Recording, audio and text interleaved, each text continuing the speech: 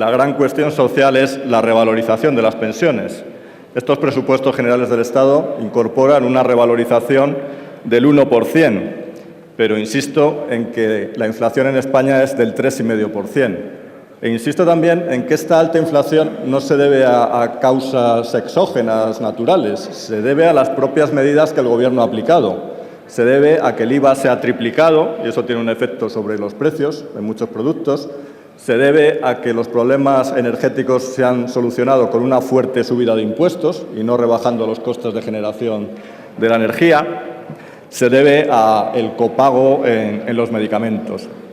Es más, si aplicásemos un IPC específico para los jubilados, nos encontraríamos probablemente con que su inflación es más alta, porque estas medidas afectan especialmente a los jubilados en medicamentos, electricidad y bienes y servicios de primera necesidad. La sociedad y el resto de partidos políticos tienen la sensación de que al final no se van a revalorizar las pensiones y ustedes pueden decir que esto es una hipótesis que todavía no se puede demostrar. Pero hay argumentos para ello. En primer lugar, las declaraciones tan matizadas del propio ministro de Hacienda, de otros portavoces del Partido Popular, que se limitan a señalar que la ley a día de hoy obliga a revalorizar. Por supuesto que sí, pero estamos en el Congreso de los Diputados, precisamente donde se pueden cambiar las leyes. ¿Qué impide cambiar el método de cálculo de las pensiones, por ejemplo, como en opinión de mi grupo es la estrategia que se propone seguir el Gobierno?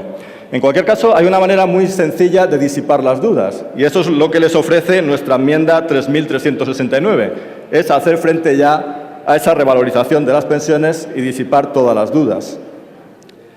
Querríamos llamar la atención también sobre cómo ha llegado la Seguridad Social a esta situación, porque es cierto que hay factores a largo plazo que tienen que ver con el cambio demográfico, que tienen que ver con el envejecimiento de la población.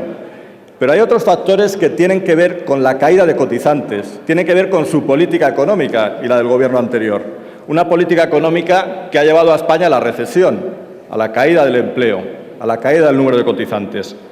Y una reforma laboral que favorece enormemente el despido, incluso de trabajadores indefinidos, de nuevo menos cotizantes.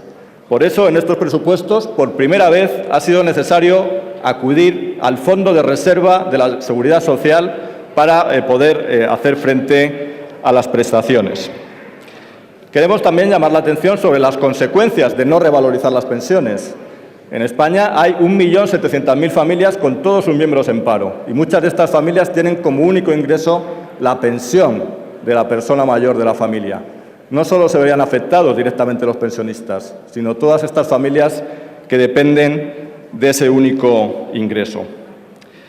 Me adelanto a las objeciones del portavoz del Partido Popular, demagogo, populista, aumenta el gasto, es imposible hacer otra cosa. Bueno, si ustedes se miran nuestras enmiendas, hay una alternativa. La alternativa consiste, por ejemplo, en fusionar los pequeños municipios, como han hecho los países de nuestro entorno, y ahorrar en esos municipios de menos de 1.000 habitantes que ni siquiera pueden proporcionar servicios. Consiste en suprimir las diputaciones provinciales, 6.000 millones de euros de ahorro. Consiste en reformar la estructura salarial de las administraciones públicas, como antes expliqué. Consiste en dejar de construir aves a ninguna parte, como si no estuviésemos en la situación económica que estamos. Consiste en aumentar los ingresos, dando más recursos a la agencia tributaria para que luche contra el fraude, o haciendo una reforma fiscal en profundidad que aumente la imposición sobre la gente que ahora no hace frente a las cargas tributarias, no pidiendo más a los que ya cumplen, sino pidiendo a los que no cumplen cuanto deberían. Estoy hablando de impuesto de patrimonio reformado, estoy hablando de impuesto de sucesiones, estoy hablando de la tributación de la SICAV. Esas serían las alternativas a la política que están ustedes siguiendo y que permitirían hacer frente a las propuestas de gasto que mi grupo plantea.